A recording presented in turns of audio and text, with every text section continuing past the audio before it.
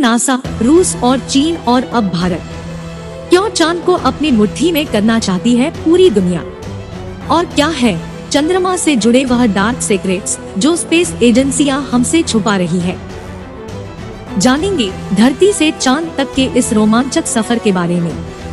दोस्तों, भारत के चंद्रयान 3 ने चांद की कक्षा में प्रवेश कर लिया है और 23 अगस्त के दिन चंद्रयान का विक्रम लैंडर चांद की सतह पर सॉफ्ट लैंडिंग करेगा। वहीं रूस का लूना 25 भी चांद की तरफ रवाना हो गया है। जबकि साल 2024 में नासा भी अपने आर्टेमिस प्रोग्राम के तहत एक बार फिर वैज्ञानिकों को यानी एस्ट्रोनॉट्स को चांद पर भेजने वाला है। और चीन भी जल्द ही एक और मून मिशन वाला है।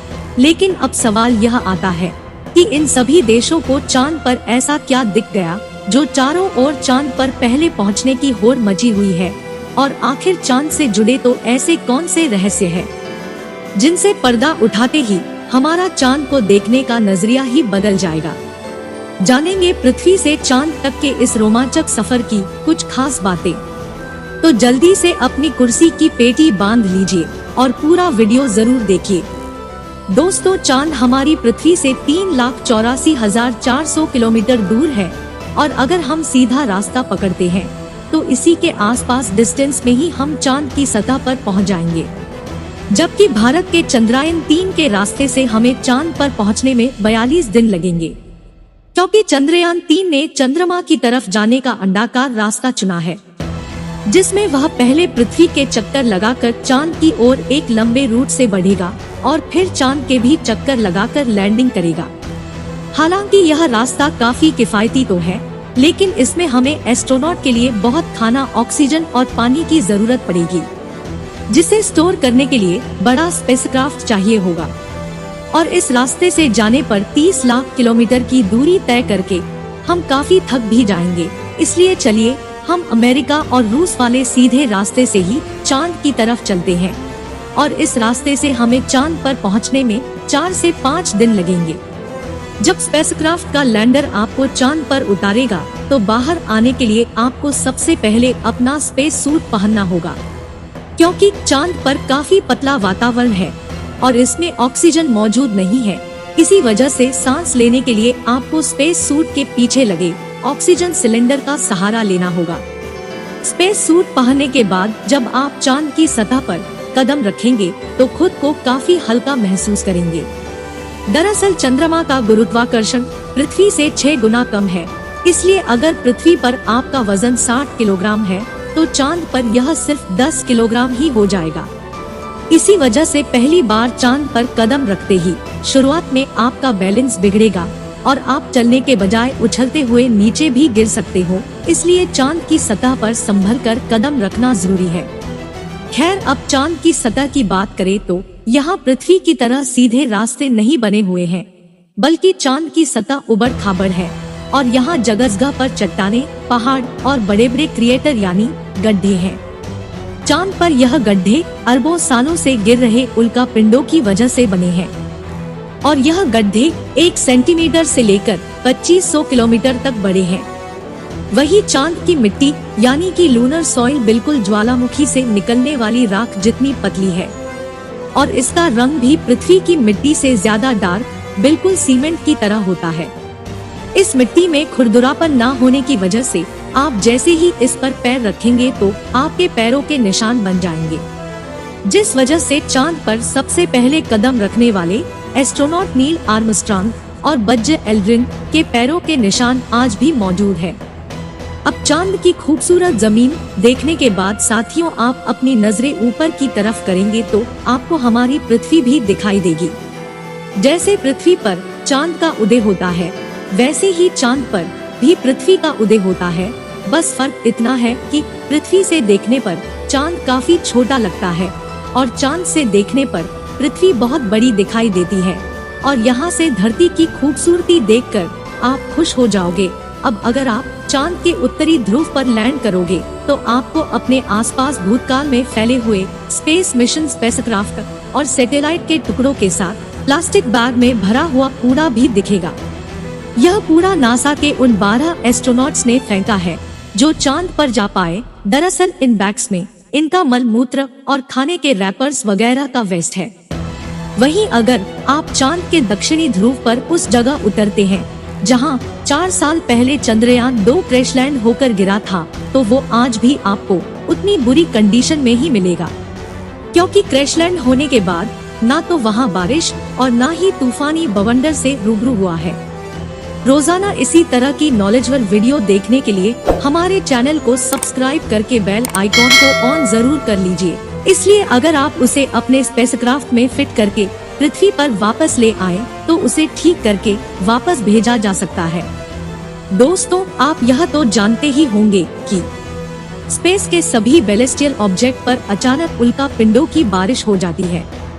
यह तो अच्छा है कि पृथ्वी की मैग्नेटिक फील्ड इन उल्का पिंडों को या तो साइड में धकेल देती है या फिर ग्रेविटी और एटमॉस्फेयर इसे धरती तक पहुंचने के पहले ही जलाकर राख कर देते हैं।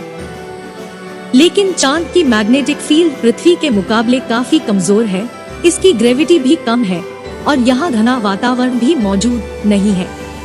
इसी वजह से चांद पर लगातार उल्का पिंडों की बारिश होती रहती है। ऐसे में कोई भी उल्का पिंड गिरकर आपको पल भर में मौत के घाट उतार सकता है। इसलिए आपको उल्का पिंडों पर नजर लगाए बैठे कमांड सेंटर के वैज्ञानिकों से लगातार संपर्क बनाए रखना होगा। अब अगर आप सोच रहे हैं कि आप अपने किसी दोस्त या फिर लाइफ पार्टनर को चांद पर साथ ले जाकर गप्पे लड़ाते हुए अपने मून मिशन, तो आपको बता दें कि ऐसा मुमकिन नहीं है, क्योंकि चांद पर वातावरण न होने की वजह से साउंड वेव चल नहीं पाते। यानी कि अगर आप अपने साथी को कुछ बोलेंगे तो वह आपके होंठ हिलते हुए तो देखेगा, लेकिन आपकी आवाज नहीं सुन पाएगा। इतना ही नहीं, चांद पर आपको अपनी आवाज तक नहीं सुनाई देगी, मानो जैसे मोबाइल की तरह किसी ने आपको भी साइलेंट मोड पर डाल दिया है। हालांकि एस्ट्रोनॉट चांद पर एक प्रेशराइज्ड स्पेस सूट पहनते हैं, जिसमें साउंड वेव को ट्रैवल करवाने के लिए नाइट्रोजन और ऑक्सीजन की मदद से कृत्रिम वायुमंडल बनाया जाता है।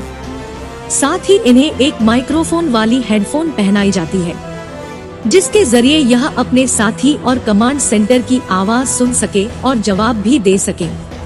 अब दोस्तों, चांद पर अपने काम को पूरा करके जब आप सोने जाएंगे तो सुबह आपको सूरज की रोशनी नींद से नहीं जगाएगी, क्योंकि चांद को अपनी धुरी पर घूमने में 28 दिन लगते हैं, जिस वजह से चंद्रमा पर एक दिन 14 दिन का होता है और 14 दिन की रात होती है। यानी कि वहाँ का एक दिन रात पृथ्वी के 28 दिन के बराबर होता है। ऐसे में अगर आप दिन के समय चांद पर गए तो 24 घंटे ही आपके आसपास उजाला होगा और सोने व जागने के लिए आपको पृथ्वी के समय का इस्तेमाल करना होगा, क्योंकि आपका शरीर उसी तरह से काम कर पाएगा। बता दें कि अंतरिक्ष पर गए सभी astronaut omega speedometer professional watch है, जिसमें वो रात का अलार्म लगा कर सोते हैं और सुबह अलार्म बजते ही उठ जाते हैं। साथियों, एक और बड़ी दिक्कत है कि रात के समय चांद का तापमान -130 डिग्री तक पहुंच जाता है, जबकि दिन के समय यही तापमान 120 डिग्री सेल्सियस तक बढ़ जाता है। वैज्ञानिकों द्वारा की गई खोज के मुताबिक चांद के हर हिस्से का तापमान अलग अलग होता है और इनमें से सबसे खतरनाक जगह पर चांद के दक्षिणी ध्रुव में मौजूदा डार्क साइड। आपको बता दें कि चांद के इस इलाके में काफी बड़े बड़े गड्ढे हैं और कई अरबों सालों से यहाँ सूरज की रोशनी नहीं पड़ी है। इसलिए इन क्रेटर्स का तापमान -230 डिग्री तक पहुँच जाता है। इतने कम तापमान में स्पेसक्राफ्ट के उपकरण काफी ठंडे पड़ जाते हैं और कुछ तो इस तापमान की मार झेल नहीं पाते। इसी वजह से दुनिया के किसी भी देश ने चांद के दक्षिणी ध्रुव में लैंडिंग नहीं की है और यही वजह है कि भारत अपने चंद्रयान 3 को वहां पर दिन के समय में ही उतारने वाला है, ताकि तापमान ज्यादा ठंडा ना हो। और इस लैंडिंग के साथ हम दुनिया के पहले देश बन जाएंगे जिसमें चांद के दक्षिण ध्रुव पर फतह हासिल की है। दोस्तों, चांद अपनी धुरी पर एक चक्कर लगाने में 28 दिन लेता है, वहीं इस पृथ्वी का भी चक्कर लगाने में उतना ही समय लग जाता है। इसीलिए हम चांद का एक हिस्सा ही आज तक देख पाए हैं। और अगर आप चांद के पिछले हिस्से के अंधेरे वाले इलाके पर पहुंच गए तो आपके साथ काफी खौफनाक चीजें हो सकती है। बता दें कि चांद पर कई सालों से रिसर्च कर रहे कुछ वैज्ञानिकों का यह भी कहना है कि भूतकाल में वहां कोई एलियन सभ्यता बसी थी, और आज भी चांद के डार्क जोन में एलियन मौजूद हो सकते हैं। हालांकि आज तक किए गए सभी मून मिशन में हमें उनकी मौजूदगी का कोई पुख्ता सबूत नहीं मिला है। लेकिन अब चांद के इस रोमांचक सफर को यही पूरा करके अपने स्पेसक्राफ्ट में बैठकर अपनी पृथ्वी पर वापस लौट आते हैं और यह जानने की कोशिश करते हैं कि वैज्ञानिकों को चांद में इतनी दिलचस्पी क्यों है। तो इसका मुख्य कारण यह है कि आज से 400 करोड़ साल पहले जब एक ग्रह पृथ्वी से आकर टकराया था, तब पृथ्वी का एक टुकड़ा टूटकर पृथ्वी से 4 लाख किलोमीटर दूर चला गया और पृथ्वी की परिक्रमा करने लगा, जिसे हम चांद के नाम से जानते हैं। इसी वजह से इसके क्रस्ट में पृथ्वी की तरह ही कई महत्वपूर्ण खनिजों की मौजूदगी हो सकती है। वहीं चंद्रयान 2 ने चांद की सतह पर वाटर आइस और हाइड्रो प्लस के रूप में पानी की खोज की है, जो इंसानों के जीवन के लिए काफी जरूरी है। इसके अलावा अंतरिक्ष में चांद ही पृथ्वी के सबसे करीब है, इसलिए भविष्य में वहां जाकर बसना हमारे लिए काफी किफायती साबित होगा। वहीं यहाँ पर हम एक लूनर स्टेशन भी बना सकते हैं। इन्हीं कारणों की वजह से सभी स्पेस एजेंसी चांद में सबसे ज्यादा दिलचस्पी दिखाती है। तो दोस्तों, अगर भविष्य में मौका मिले तो क्या आप चांद पर जाकर बसना चाहेंगे? अपनी राय कमेंट में जरूर बताएं। आज के लिए इतना ही। आपकी आखिरी जिम्मेदारी इस वीडियो को लाइक करके शेयर करने की है। इसे ज्यादा से ज्यादा मित्रों तक शेयर करें ताकि उन्हें भी जानकारी मिल सके। वीडियो को पूरा देखने के लिए धन्यवाद।